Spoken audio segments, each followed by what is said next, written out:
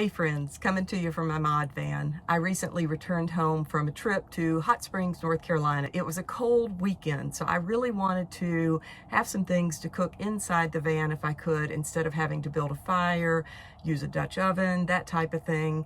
And I purchased something recently that really helped with that cause, and I can honestly say it's something I know I'm going to use probably every camping trip we go on, whether I use it outdoors on like a Coleman stove or inside on the stove that comes with the mod van.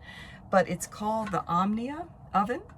It's this little guy. It's made in Sweden actually, and the way it works is you have this base plate with a hole in the center, and then the oven itself also has that hole. It's kind of like a bundt pan.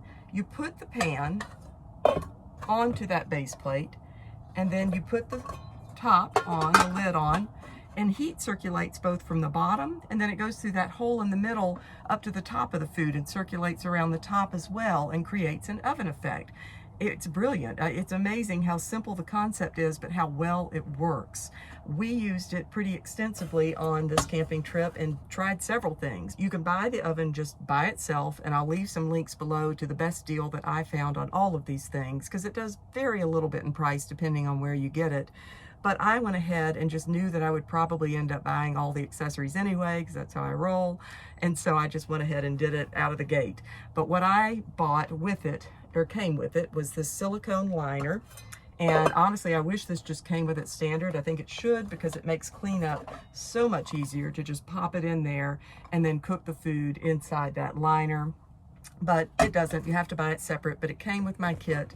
The other thing that came with it is this muffin mold. It collapses down flat, but you can also pop out the little molds and make six muffins at one time.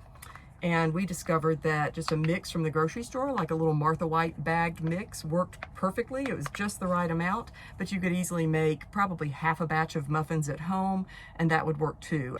The last thing that came with it was this rack. You just put it down into the oven, and you could bake some rolls on it or put some strips of parchment and bake cookies that way, which is not how we bake them. We tried to bake them just in the bottom of the oven itself with the silicone liner. That was a fail. We couldn't tell when they were done, and we burnt them. We actually tried them in the muffin mold too. Burn them again. That's one of the limitations with it, is sometimes with baked goods, it's hard to tell when they're done because things don't get very brown on top like they would in a traditional oven. So just beware that you've got to pay attention a little more closely. It did come with one more thing, is this storage bag, and it just all nests inside of itself, and then it has these nice carrying handles, so it's a little more robust than just the bag that it comes with standard. So not a necessary, but the cost of the bag was essentially offset by bundling everything together the way I purchased it. But the things that we made over the weekend were nachos for dinner, which we both agreed, my daughter and I both agreed, were some of the best nachos we'd ever had. And we don't think we're just saying that because we were camping. Just something about the way they baked in that little oven was so good. And you could make up any combination of toppings and whatnot. You just layer it all up in there and stick it on the stove. But I'll leave in the description what exactly we did and how we made the meat and all that good stuff.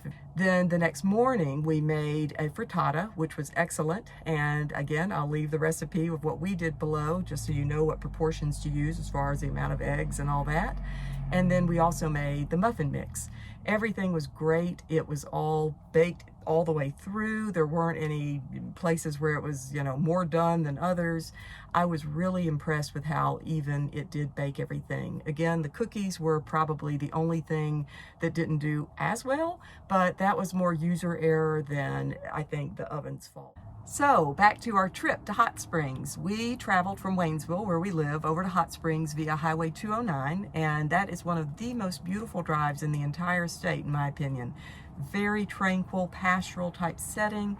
Extremely windy, curvy road though, so if you are prone to car sickness, probably not the best choice for you. We ate at a great roadside cafe along the way, had a couple of great burgers, and then we just tooled around Hot Springs for the afternoon if you blink, you'll miss it as you drive through. It's not much of a town, but what it lacks in size, it more than makes up for in charm.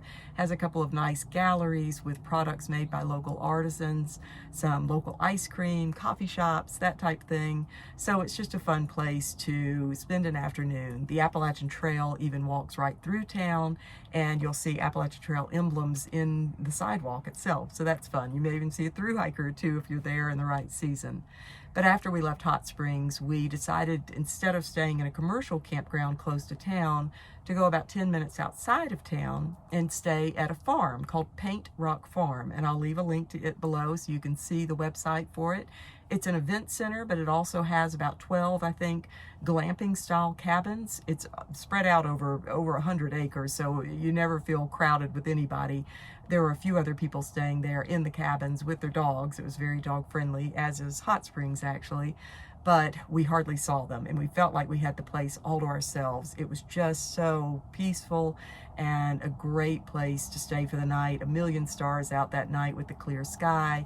It overlooks the French Broad River far below, so you can hear it and see it. I just can't say enough good things about it. We really enjoyed the experience. And the Harvest Host program, if you become a member of it, you do pay an annual fee to gain access to locations like this. And they're all over the country. There are hundreds of them. And they're typically farms, wineries, sometimes retail locations that have some room to spare for somebody to stay in a self-contained unit like a ModVan. So thankfully ours qualifies for the Harvest Host program. They do request that you give them a little bit of your money in return for whatever product they sell. It could be vegetables, meat from a farm, wine, whatever it is that they are selling at the location. In the instance of Paint Rock Farm, it's a little bit unusual because they're not growing vegetables or meat, farm animals for meat, but they do grow hemp. Now, before your mind goes to the wrong place, it's nothing illegal. It's all just CBD products, and I was happy to buy some because I do think CBD salves, if they're made well and a reputable source, do tend to take the edge off of, arthritic type joints and that type of pain. And so that's what I purchased. I think in the more regular season, in the summer, they have some t-shirts and coffee mugs and other things like that you can purchase. But just know if you go in the off season, things are a little bit more limited. It was worth it. It was totally worth it for the setting and the experience itself. They even had a full bathhouse that we were able to use. So I'll leave links again below in a blog post to all these different things, including the recipes that we made and the Harvest Host program with that referral code that gives you a discount. You guys have a great day, happy trails, and thanks for watching. How is it, Lou? It's really good. I don't like people